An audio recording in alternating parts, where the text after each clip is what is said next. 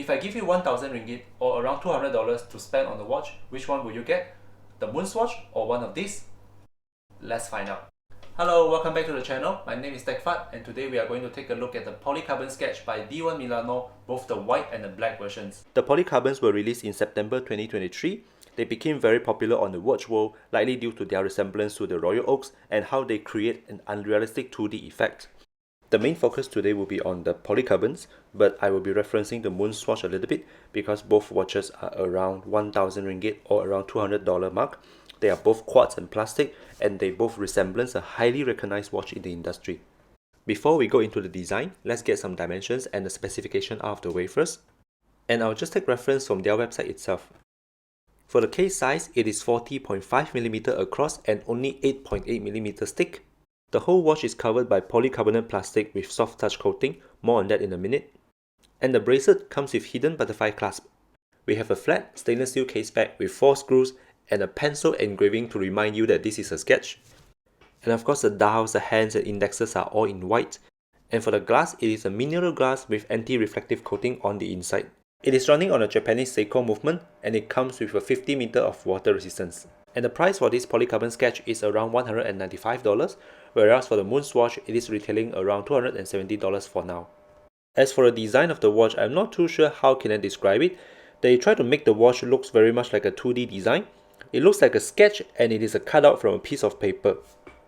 Again, I'm not a design expert, so I have no idea how this works and how they managed to create the optical illusion, but the watch looks exactly like this in real life versus how you see on Instagram or video through the screen. Even when I was holding it in person, I feel a little bit of disbelief that I'm actually holding a 3D object instead of a piece of paper, especially when the watch is very light. It takes a while for the reality to kick in. There is no visible straight lines drawing on the entire watch including the bracelet, and the only straight lines that you can see are the hour, minute and second hands. For the dial, it is a simple clean dial with the brand name D1 Milano on top and the label Polycarbon at 6 o'clock. There are no minute markers, but for me this is a good thing because I wouldn't be checking if the second hand is hitting the marks every time it ticks.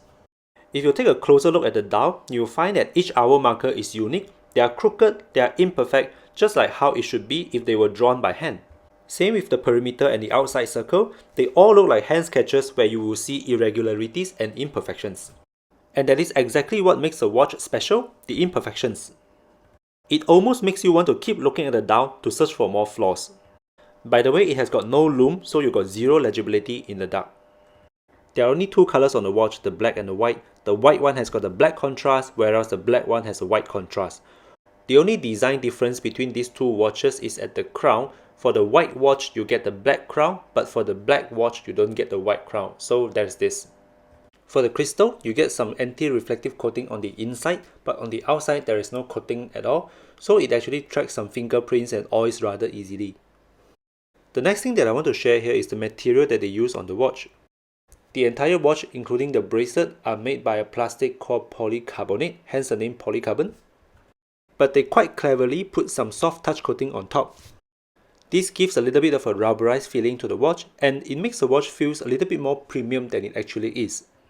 Maybe it's just me, but I do feel like a little bit of a warm feeling when I'm holding the watch.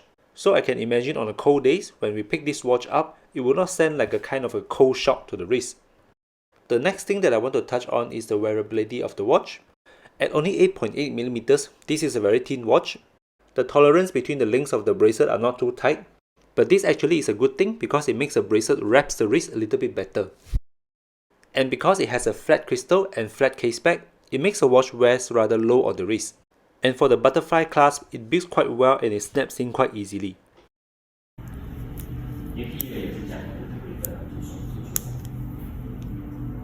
In terms of the movement, they come with the Japanese Seiko VJ21. It is a quartz movement. They are reliable, they are hackable and they are accurate, and it comes with 36 months of battery life. Now, even though I like the watch very much, I like how the watch presents itself and the overall package that you can get with the price that you pay.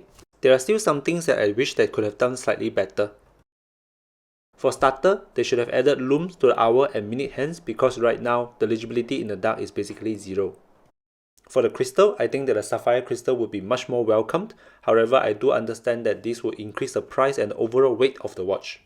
But even for the current configuration, I wish they could have added the anti-reflective coating on the top part of the crystal as well. The reason for that is, if the watch is less reflective, it will actually improve the overall 2D optical illusion effect.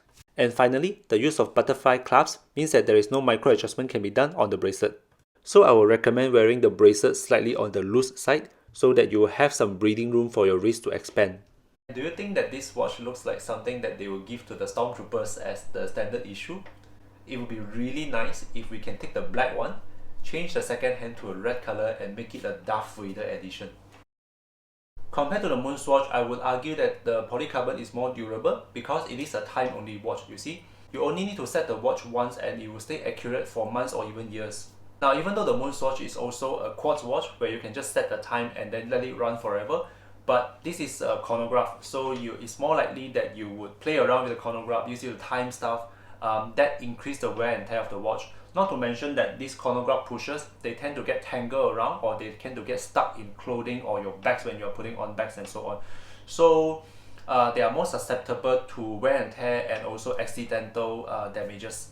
So because of this, I would think that the polycarbonate is more, it will last you longer compared to the MoonSwatch. Back to this Polycarbon Sketch, I'm not too sure in terms of the exterior durability, how it will hold up against time, how it will hold up against the wear and tear, the exposure to sunlight, the exposure to heat, oils and dirt and so on.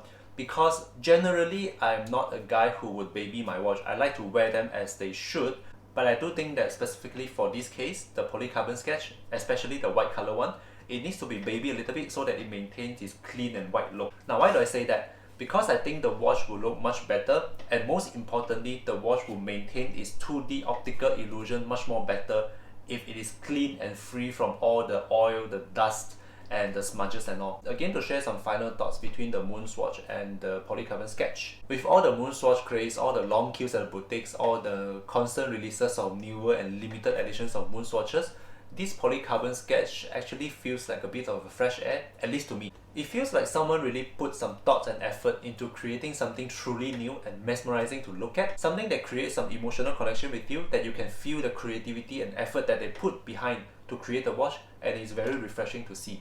And I think that the target audience for these two watches are different as well. For the MoonSwatch, it is targeting new or non-watch people to try to get them into this hobby because of the resemblance of the MoonSwatch to the Speedmaster.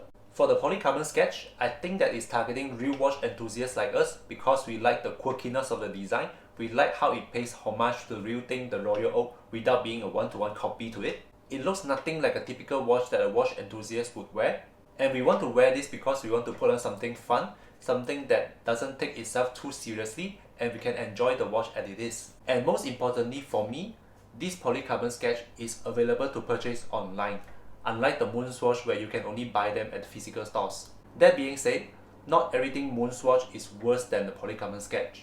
There is one thing that the MoonSwatch does far better than the Polycarbon. One of the major shortcomings of the Polycarbon Sketch is actually this design, its integrated bracelet, which means you are stuck with the same look of the watch forever. But for the MoonSwatch, it comes with 20mm of lug width and the same dimension as the Speedmaster, which means you are open to a world of customizations on strap options. That brings me to my next point, my website.